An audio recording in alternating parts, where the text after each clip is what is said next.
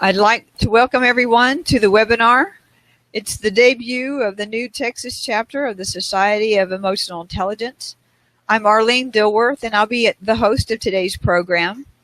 I'm delighted to introduce today Dr. Hank Clemmons, the founder of the Society of Emotional Intelligence, and he is a noted author, trainer, and consultant in the field. One thing you may not know about Dr. Hank is that he became interested in emotional intelligence as a fan of the Bob Newhart show. We'll be interested in learning not only what is holding us back, but also a few thoughts on that. We had a little technical difficulty with the slides on Dr. Hank's side, so I'm going to display the slides for Dr. Hank, and we're going to proceed in that fashion. Well, good afternoon, good morning, everyone, and thank you, Arlene. I really appreciate that. Appreciate you taking on the challenge of doing the webinar and taking on the challenge of manipulating the PowerPoints on your end. And before we get started, I want to go back to what Arlene said a few minutes ago. One of the things she said was that I became interested in emotional intelligence. And actually, way back in 1972, there was a television show called The Bob Newhart Show, where he was a psychologist. And one of the things that he did was have a group dynamics with his clients. They were called patients. Then I always refer to people that I work with as clients rather than patients. But as a client, they each had different kinds of issues. And once they came to his office and they would sit around in groups and kind of talking about things, they always felt better or much better at the end or after they've had a chance to talk about their issues.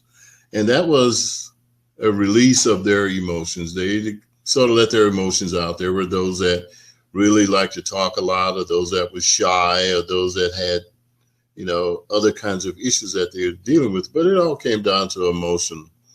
And so Dr. Newhart, Bob, as they often call him, was really good at helping people get in touch with their, quote, feelings.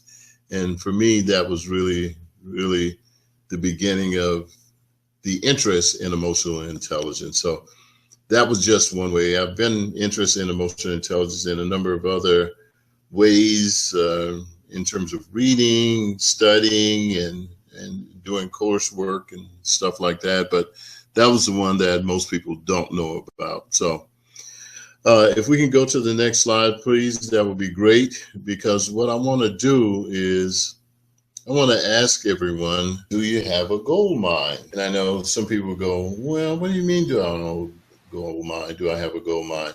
Well, for the sake of discussion today, I'm going to say everyone has a gold mine. Whether you're aware of it or not, you have a gold mine. As we go to the next slide, you'll see what I mean. As a matter of fact, this is your gold mine. And not only do you have a gold mine, you have a geologist that comes with your gold mine. Now, isn't that great? You not only have a gold mine, but you have your very own geologist that comes with the gold mine. And the geologist really is going to tell you a few things about your gold mine. Next. This geologist is going to tell you about the kind of lighting that you have in your gold mine. The geologist is going to tell you about the quality of ore that's in your gold mine. The geologist is also going to tell you about how far you're into the gold mine. Gold mines run deep, so this geologist is going to tell you a little bit about the depth of your gold mine and even give you some feedback in terms of the performance of your gold mine, how it's performing. Is it performing up to its potential or not? Next. So one of the things that you notice right away when you're standing at the entrance of your gold mine, if you look down on the ground, and now you have to be very visual about this, if you look down on the ground right at the entrance of the gold mine, you're going to see gold nuggets just lying on the ground there.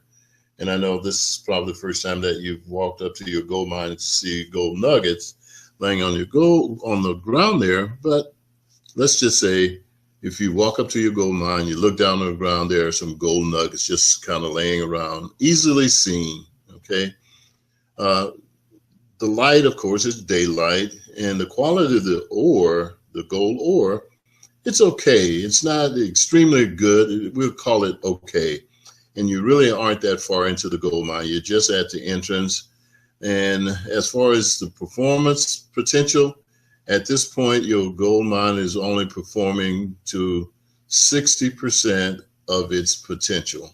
60% of its potential. So how many of you would say, okay, that's good enough for me, and you would quit? In other words, you wouldn't even go into the gold mine. Most people would say, I want to go further into the gold mine. So in order to go further into the gold mine, you discover, hey, it's pretty dark in there. So what I'm going to have to do is I'm going to have to put some lights in there. So what you do is you put some incandescent light bulbs right at the entrance of the gold mine to allow you to see a little further into the gold mine. Going next. So as you go a little further into the gold mine, you discover that the quality of the ore is just a little bit better. Okay, you're a little further into the gold mine, and now your gold mine is performing at 70% of its potential. How many of you would say, okay, that's good enough for me, and you would do absolutely nothing else, and you'd be satisfied with your gold mine performing at 70% of its potential? Well, probably not everyone, but there will probably be a few. Okay, next. And so you say to yourself, if I want something different, I'm going to have to do something different. So what you do is you come up with a bright idea that you're going to change the lighting again. And so you go from the regular incandescent light bulbs and you go to the fluorescent lamps. Now, the fluorescent lamps allow you to see further into the gold mine. Okay, so you can just see further, you can go deeper, and you discover that the quality of the ore is just a little bit better than it was before. But the other thing that you discover, of course, is that your gold mine is only performing at about 80% of its potential. So the question to you is, would you be satisfied with that? Now, some of you probably said, well, before today, I didn't even have a gold mine, so yes, I'd be satisfied. But others are probably saying, no, I want to go further. I want to get better ore. So next. So now what you do is you say, well, now I know if I want something different, I'm going to have to do something different. So you do something different, and you say, well, I'm going to change the lighting again. And this time I'm going to go from fluorescence to the halogen lamps. Now, for those of you that don't know what those halogen lamps look like or do, just think sometimes if you've ever been driving at night and the state trooper pulls up behind you, well, maybe not you, someone else, the state trooper pulls up behind someone else and they turn on those really, really bright lights. Those lights have a halogen bulb in them, and they really light up, and you can see almost for miles in that. Okay, so that's what you change your fluorescence lamps to. You change them to the halogen lamps. So what does that do? They put a lot of light in the mine. You can see further, and what you discover is that the quality of the ore is much, much greater. It's much, much greater. You're also further into the mine, and now when we talk about the performance of your mine is performing at, let's say, 90% of its potential. Go to the next, please. Or you can even say that your gold mine is performing at 100% of its potential. Okay. And that 100% is really, really what you were after. Now, most of us know in order to get 100% of stuff, we really do have to put a lot into it, because we can't expect to get something different if we continue doing the same thing. So in order to get something different, we have to do something different. Next. So what are we talking about here? What we're really talking about is your emotional intelligence. Your gold mine is your emotional intelligence. And my belief is that if you're not fully utilizing your emotional intelligence, you're leaving ore in the mine. If you're not fully utilizing your emotional intelligence, you're leaving ore in the mine. And you know what they say about a mine, right? They say a mine is a terrible thing to waste. Okay, next. Well, that was my lead in. And as you heard, here's just a little bit more about me. Arlene shared a little information about me. I'm going to give you just a little bit more. Some of you that are tuned in probably familiar, but those of you that aren't, I'm the founder of an organization called the Society of Emotional Intelligence. I'll tell you a little bit more about that in a few minutes. I'm also an emotional intelligence coach. So as an emotional intelligence coach, I help individuals and teams and or organizations improve their emotional intelligence. I'm a training partner with MHS. For those of you that don't know MHS is the current producer and publisher of an instrument that they call the EQI 2.0. And as a part of that partnership, or being a partner or a training partner with MHS, I am authorized to train people in the use of the assessment. And so therefore they receive a certification to be able to administer it, to purchase it, and to interpret it with individuals that they may work with. So if you're interested in being certified in the EQI 2.0, there'll be some information on how to contact me a little bit later on. And as you see, I have over 25 years of corporate experience as a coach and an internal training consultant. So been doing that for a while and really enjoyed time in the corporate sector. But I have to be honest, I really enjoy being in the private sector.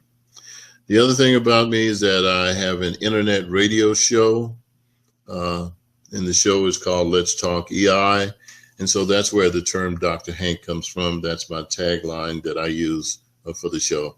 So I'm going to tell you a little bit more about the society and some other areas in the next slide. So next, please. SOEI, the Society of Emotional Intelligence, is a professional association. Much like if you were in medicine, you would probably belong to the American Medical Association. If you were in dentistry, you'd probably belong to the American Dental Association. If you were in human resources, you'd probably belong to the Society of Human Resources Management. So for people that are interested in emotional intelligence, they typically will get engaged, get involved in our organization, the Society of Emotional Intelligence.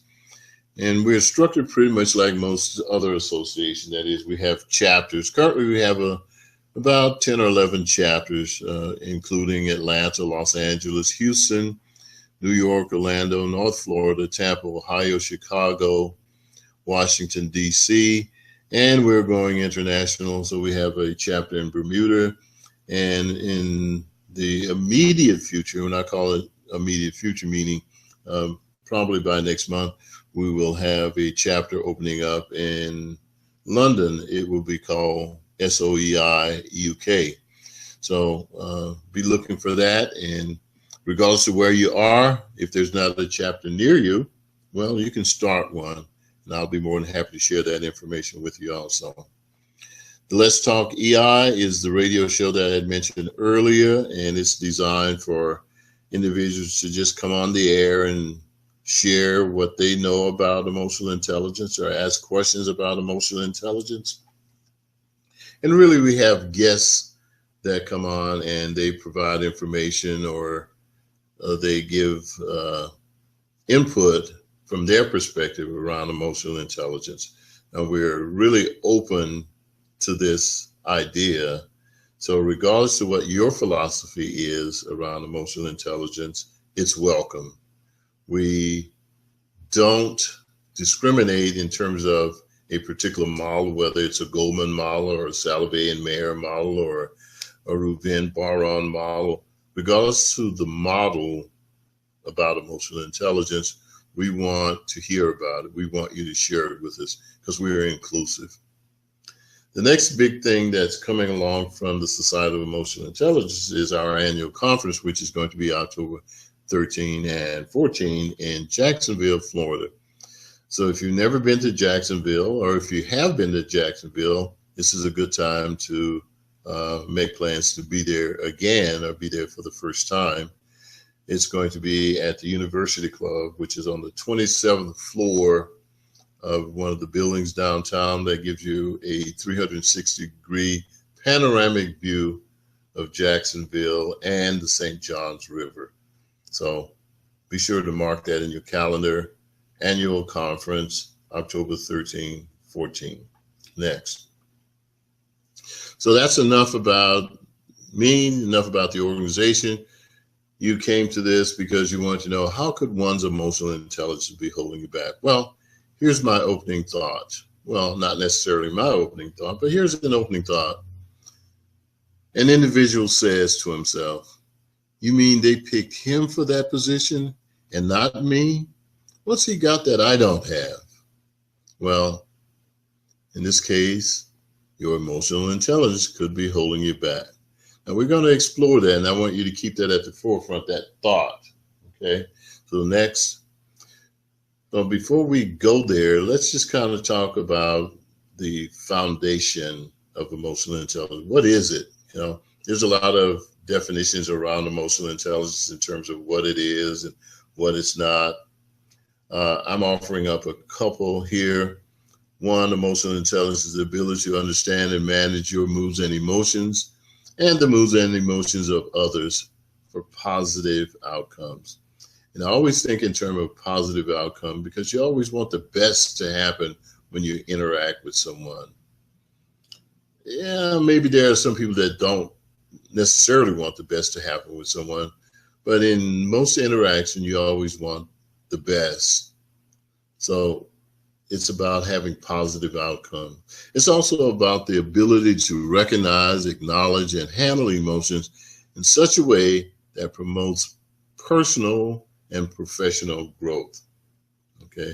So in other words, you are looking at how do I get my emotions to work for me rather than against me. Next.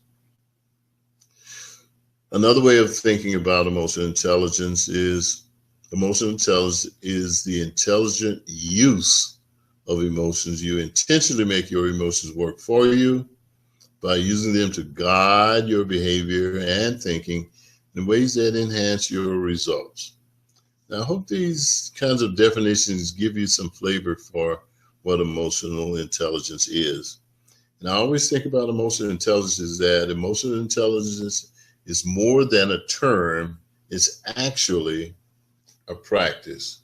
So you have to do emotional intelligence, not just know emotional intelligence. Next. Here's the definition that we're going to be kind of operating with throughout the rest of this presentation. Emotional intelligence, and this comes from Reuven Bar-On, Stephen Stein, which are a part of MHS because they're the ones that have come up with the EQI 2.0. So some of the information that I'm going to be talking about or referencing comes out of that particular assessment. Now, there are a number of different assessment tools out there, and the EQI 2.0 is just one of them. Companies like Talent Smart or 6 Seconds or the Hay Group with Daniel Goleman or Salovey and Mayer, they all have assessment tools. This is an assessment tool that Reuven Bar-On came up with back in the late 80s. And he and Stephen Stein, which is the CEO of MHS, have worked together to put it in a format that allows us to be able to widely use and or distribute the particular instrument. Okay. So emotional intelligence is a set of emotional and social skills. Keywords, emotional and social. So there's skills, and that's how we want to look at it. Just like, you know, Some of us can roller skate. That's a skill. We learn how to do that. You know, some of us can roller skate the first time that we put on the roller skates, and that's good. And some of us with our emotional intelligence, we're just naturally good at utilizing those emotional intelligence skills. But most of us have to learn how to use them better.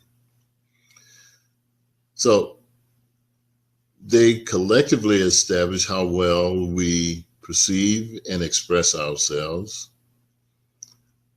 develop and maintain social relationship, cope with challenges, and it's also about how we use emotional information in an effective and meaningful way.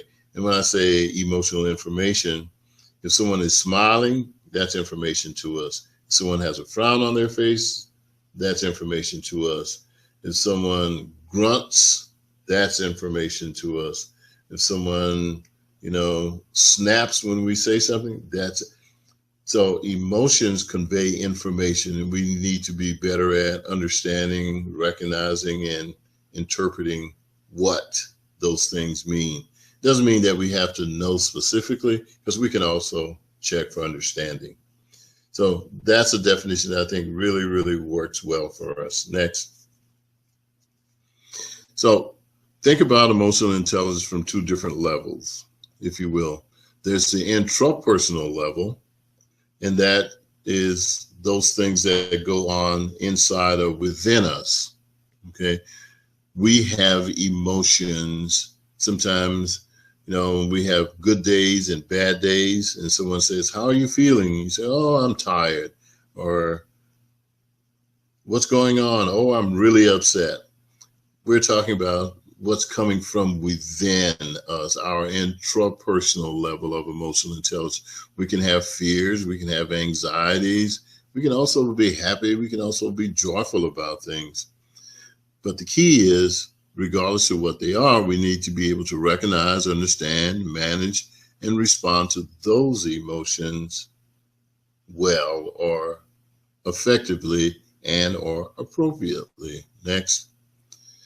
The other part to this is there's the external or the interpersonal level of emotional intelligence. And those are the factors and the people and the organizations and all those things that are outside of us. So there's the inside of us, and then there's the outside or the environmental side. On the environmental side, we can have those same kinds of, things, the environment, the team, the organization, our partner, our boss, can have emotions that they convey to us. They can be angry. They can have, they can be happy about things. They can be joyful. They can have fears. Okay. And so we need to be able to recognize, understand, manage, and respond appropriately to those emotions that are coming to us from others, okay? Not necessarily change their emotion, but change maybe how we allow those emotions to impact us, okay? Next. So that's what we mean when I say the level of emotion. And this slide here is just saying that there are a lot of different emotions that show up. And so we don't always think about someone being angry or someone being crying. Because sometimes when we mention the term emotions or emotional intelligence, people think, oh, that's those, touchy-feely stuff, and it's not about the real world and things like that. Well, I beg to differ, because emotions can take a lot of different forms. They show up in a lot of different ways. And the same thing applies, is that we need to be able to recognize, understand, manage, and respond appropriately to the emotions that come to us or that we feel. Now, here I have them labeled negative emotions and positive emotions. Emotions really aren't negative or positive in that sense. They are just emotions. Now, the impact on us can be positive or negative, but the emotions themselves are just emotions. Okay, next.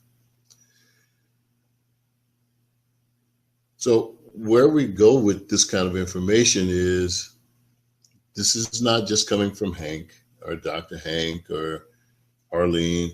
Actually, if you did some research, went out and looked at some things, you'll find that there's a lot of data, probably not as much as we would like, but there's a lot of data out there that tells us about the impact of emotions in a lot of different areas. For instance, this one research info that came in said that approximately 50% of the employees lacked the motivation to keep learning and improving on the job.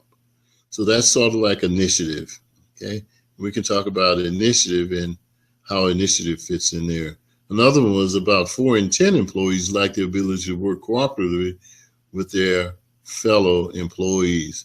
So lack of teamwork, lack of the ability to work cooperatively with others. And here's a third. Most change initiative did not achieve desired results due to people issues. Now, what are people issues? Well, we can lump them all together. Sometimes we just say communication. So whether we say communication or some other areas, these can be termed EI or emotional intelligence issues. Next. So where do we go from here? Well, one of the things that I'm a strong believer is that knowing it ain't the same as doing it. And that's what I meant earlier, that we can read a lot of books, we can watch a lot of videos, we can watch a lot of YouTubes, we can know all there is to know about emotional intelligence, but knowing it ain't the same as doing it. Because again, emotional intelligence is more than a term, it's a practice. So doing it is really a practice. Being able to share, understand, recognize, and deal with others, we have to be able to do that. Knowing about emotional intelligence is just, I'm going to call it 30% of the puzzle, not even 50%, 30% of the puzzle. Next. So here's where the EQI come in.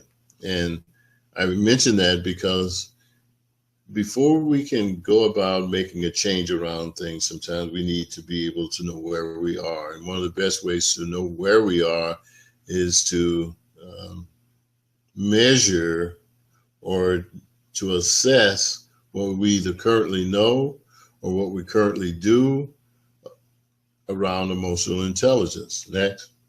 So the EQI 2.0 has identified, 5, and this is this particular model by Reuven Bar-On and MHS, which is what I mentioned earlier. They call it the 1-5-15 model, but essentially what it says is that there are 5 major areas like self-perception, self-expression, interpersonal, decision-making, and stress management. These are the kinds of things that go into making up our total EI. So if you took this assessment and you want to know what was your total EI score, that score would be based on how you responded to information in these 5 key areas. Now, these 5 key areas are also broken down into what we call subscales, or sub-areas such as self-regard, self-actualization, emotional self-awareness under the self-perception, or if you're looking at decision-making, it would be things like and impulse control, okay? So what you're doing is you're saying, okay, let me take a look at how well I perform in these areas. Now, you start off, of course, getting a score, and most people focus on the score. But let me say this, the score is not all telling. And what I mean by that, the score does not actually tell you everything that you need to know, okay? You need to be able to take the score and say, okay, that gives me some insight. Now let me look a little deeper. Just like the gauges on your vehicle. Most of us have a vehicle that have gauges. Just because your gauge reads low, it doesn't mean that that's bad. And just because it reads high, it doesn't always mean that that's good. For instance, if you were looking at your temperature gauge, you wouldn't want your temperature gauge to be high. You wouldn't want it to be all the way over, let's say, to the right in the red, because that would mean that your radiator is subject to boil over. You're subject to damage your car because it's too high, because it's reflecting how hot the internal engine is, and that is not being cooled properly. Okay.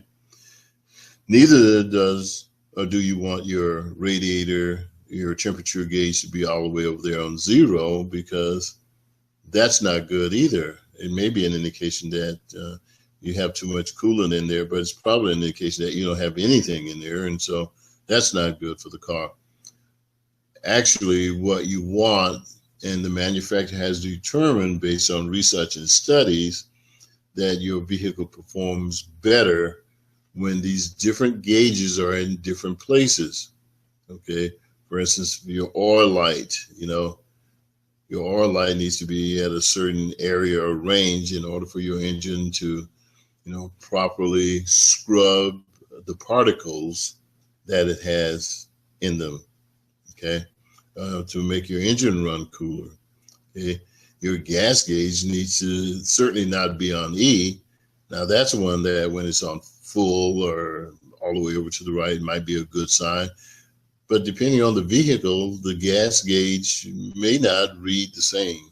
Okay, with some, F is at the top and E is at the bottom, and others, E is at the top and F is at the bottom. So you need to be aware of the gauges and what they mean. Just like we need to be aware of our emotional intelligence in the different areas and understand what they mean. Okay, next. So earlier we were talking about the area of emotional intelligence and understanding that when we say emotional and social skills, it meant how well we perceived and expressed ourselves in different areas as one aspect of emotional intelligence. Next. So we go back to this guy again. This guy says, you mean they picked him for that position and not me? What's he got that I don't have? We say his emotional intelligence could be holding him back. Absolutely. Because, next, what that might mean is that his emotional self-awareness may not be operating at the level that it should. It may be on the low end. And when I say low end, meaning that that's a skill he does not fully utilize. We were talking about the gold mine and utilization. He may not utilize his emotional self-awareness very well. Now, he may be unaware of that. So I have this in red. He may have a hard time verbalizing his own emotions. And let's say that if you have a boss and your boss is considering you for the next position or the next higher level, being able to verbalize your emotions or to let people know how you feel about things is very important. Or, this individual may avoid emotional ownership. In other words, he may have a tendency to blame others for how he's feeling or what's going on. Okay. Now, again, because it's a skill, we need to be able to know where is the right place for this skill. Now, based on the feedback from his boss, it was that he wasn't being considered for the position. So we would say that is probably low. That's a skill that he might need to work on. Next. So we said emotional self-awareness, but it also could be emotional expression. Okay. He may not be someone who can express himself very well. And let's say that he's looking at going into public relations or something that calls for an individual to be able to express themselves well. If he's low in that area, and low meaning he does not express that skill, he does not demonstrate that skill or ability very well, it may need some attention. Next. So we're looking at another one. It says, my boss says I keep missing the point. Oh my gosh. So what are we talking about there? Well, again, this individual emotional intelligence could be holding them back. But what does missing the point really mean? Next. Well, in this case, we're going to say, when we're talking about the EQI 2.0, one aspect of decision making is called reality testing. Being able to be in the moment, being able to understand or fully understand, being able to be connected. This individual may not use his reality testing skill well. Okay. And so therefore, he may appear to be tuned out or disconnected from what's really going on. And so his boss notices that. So whenever I'm sharing some information with this particular individual, he doesn't seem to quite get it. Okay. So he may not be as connected as he should be. Next. So we go to a third one. And I'm just using these as examples of how one's emotional intelligence could be holding them back. Okay. So this individual says, give them an inch and they'll take a yard. So what are we talking about here? Well, our emotional intelligence could be holding them back because, next, because she may have a tendency to be too empathetic. Now, earlier you saw there was a low side and a high side, low indicating that that skill isn't well developed or maybe it's underutilized. High would mean that that skill is in good shape. They are doing just about what is appropriate, but there's something to the right of being high in something. You can be at the extreme end of something as well. Okay. So with her, she may have a tendency to be overly empathetic. And if she's overly empathetic, then people will sometimes have a tendency to take advantage of you. People may sometimes feel that you're easy, that you're a pushover. Let's say, for instance, if you are too empathetic and you work in the field of collection, you work for a collection agency, and because of your empathy being so high, you're at the extreme end of it, you may have a tendency to not make the collections or not be as forceful or as assertive as you can be with a customer or client in terms of making the collections or demanding payment. So in a case like that, your emotional intelligence could be holding you back from being a top performer in the area of debt collection. Okay. So I hope we're seeing now how if our emotional intelligence isn't tuned, and I'm going to use the term tune, let's think of your vehicle. When your vehicle isn't tuned up properly, it doesn't run well. Okay. So if your emotional intelligence isn't operating at about the right level or area or point, however you want to describe it, it can cause issues or problems. Okay, next. And so we visit our fourth one here. And our fourth one says, this person on the left, he just talks, yak. And the person on the right says, as I was about to say, so it sounds like the individual on the left is a talker nonstop, tends to cut people off, never really listens to what the other person is talking about. And so if there were opportunities for the person on the left, well, his emotional intelligence could be holding him back from getting those opportunities because, next, because his impulse control is probably not in the right place. In other words, that skill may be underdeveloped or underutilized. In other words, he may tend to be aggressive rather than assertive, and being aggressive may have a tendency sometimes to turn people off or shut people down or keep people from really responding or being open to things. He also may be somewhat reactive, not responsive, but reactive. And I differentiate between the two in this case because being responsive would be he hears some information, he reflects on it, and then he responds. Being reactive is he may have a tendency to, just go on, and as soon as something is said, without getting the full gist of it, he jumps in and is ready to give his thoughts, his comments, and pretty much talked about how he sees it without really hearing the other person out. Okay. So impulse control can be another one of those issues.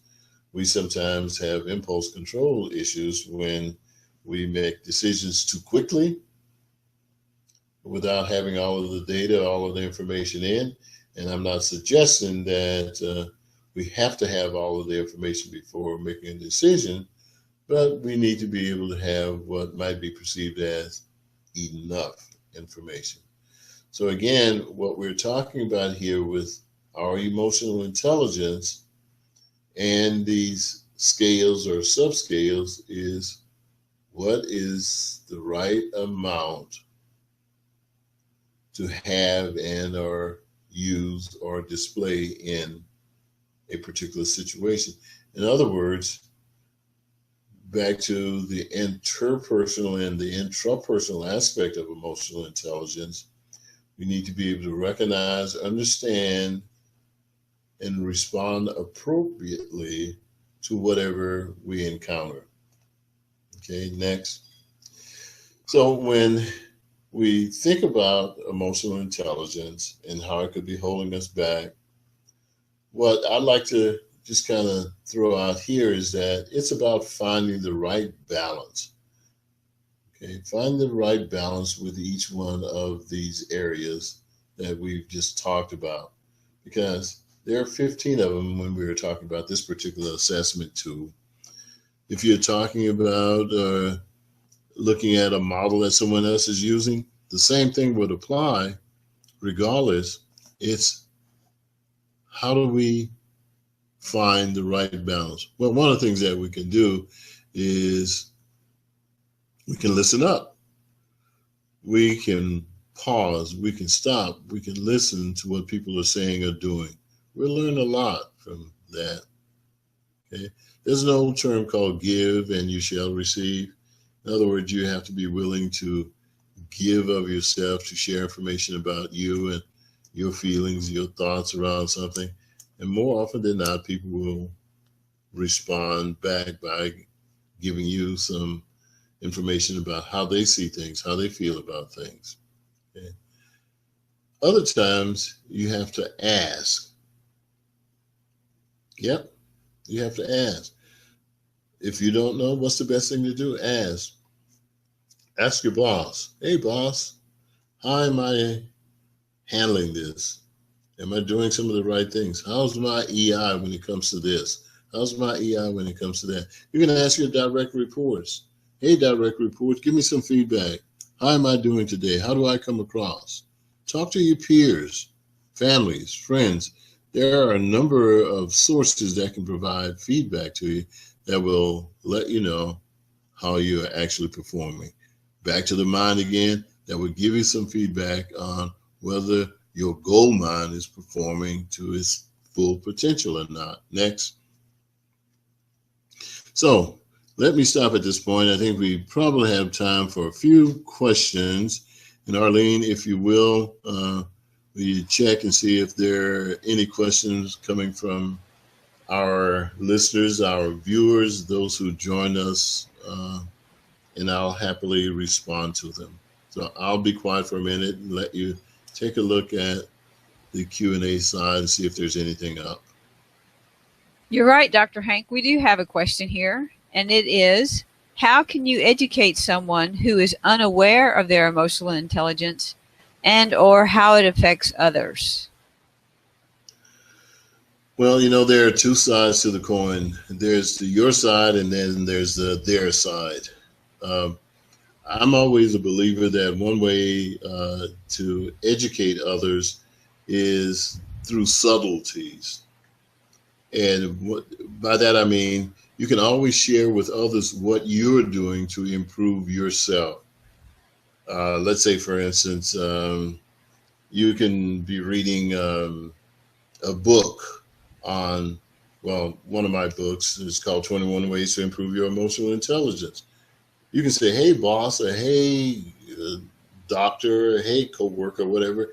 I came across this book the other day and I found some really, really, really good stuff in here about how I can improve my emotional intelligence. And I find it very useful because prior to picking this up and looking at it, here were some of the things that I was doing. Now that I've had a chance to look at some things, I'm doing them better. Matter of fact, my spouse, my girlfriend, co-worker are responding to me much better now that I'm doing these things. Or you can leave pamphlets laying around on your desk. In other words, use that subliminal approach. I don't like to go directly to someone and say, you need to take this training class. No, because typically that's a push. And when you push, most people will automatically push back. I like to start with sort of that slow ease up to the person approach by letting them discover what they may be missing or what they may need. I hope that responds to your question. If not, provide a follow-up, and we're more than happy to follow up with it. Next question. How do you handle senior managers who don't think they are low in their EI towards their staff? Well, again, it's getting close to that first one. So my thought is it's not about handling the senior managers. It's if you're able, if you have the opportunities to have a one-on-one discussion with a senior manager, you can always say, boss, can I speak to you confidentially and just share with, here's what happens to me when you do this, or here's what happens to me when you say this, or here's how it made me feel when this was said or when this was done. Sometimes they don't know how it impacts you or how it may be impacting others. So if you can get a private meeting or have a private conversation with that senior person, I think that's a good way to approach that. Thank you, Dr. Hank. Could you have some closing remarks? Well, closing remarks. Yeah, if you'll go to the next one, please. I just want to leave everyone with a couple of thoughts, a couple of things here. If you're looking to enhance your emotional intelligence or the emotional intelligence of someone that you're, in a conversation with or work with, I always encourage people to take some action. And here's 4 things that I think is a good way to go about that. 1, assess your current level of EI, emotional intelligence. That is, discover if you're under or overutilizing some of those skills. And that's what the EQI 2.0 will do. Now, the EQI 2.0 itself doesn't give you all of that. You actually need to have, I'm going to use the term, a coach or a facilitator that can help you understand the information that comes from the EQI 2.0. I would not suggest that you simply take it and then do a self-diagnosis. That's pretty much like going to the doctor and the doctor says, okay, you need to take an x-ray of you. They take an x-ray and then he comes back and he hands you the x-ray film. Well, one of the first things you're going to want to know is, what does this mean? Because you probably haven't gone to medical school and is able to understand the information that's on the x-ray film. So if you're going to take the EQI 2.0, which I do recommend, have someone, a facilitator that can help you understand the information that comes from it, because it's going to help you identify your areas of strength as well as challenges. And sometimes working on our strength is as good as working on our challenges. The third thing is create an emotional intelligence development plan, an EIDP. And I call it just a 90-day plan because anytime you discover that there's an area in which you want to enhance or maybe even dial back, it takes a while to do that. Emotional intelligence or becoming more emotionally intelligent or enhancing your emotional intelligence is really not easy. It takes work to do that. Okay? And I use the term takes work to do that. Think of baseball. Even though a professional baseball player has been a professional for some time, he still takes batting practice. So before each game, you'll see a baseball player out there swinging the bat, taking batting practice so that he can perform better when he's in the game. The fourth one is join a professional association. And I won't be shy about this, and that is join the Society of Emotional Intelligence. We have chapters all over the place, and we're growing more and more. You're certainly certain to find someone there that can help with some of the things that we've been talking about today. Okay, next. So in conclusion, I would like to just say to those that are tuned in, one, thank you very much. This has been great. I enjoyed sharing the time with you today. And this presentation, if you will, this webinar was actually taken from my book that I published a couple of years ago called Could Your Emotional Intelligence Be Holding You Back? And it's available on Amazon.com. So please go to Amazon.com or Google it, and it'll take you over to Amazon.com, and you can pick up a copy there. If you want to talk to me about some of these things personally, well, here's my phone number. Feel free to call me directly, 813-431-9786, or you can email me at hankclemens@gmail.com, or visit my personal website, hankclemens.org. That is hankclemens.org. And don't forget our annual conference coming October 13 and 14 in Jacksonville, Florida. If you're not a member of the Society of Emotional Intelligence, we want you to become a member today. Not tomorrow, not next week, but today. So go to the website, societyofei.org, go to the membership page, and become a member. We'd love to have you. Thank you, Arlene.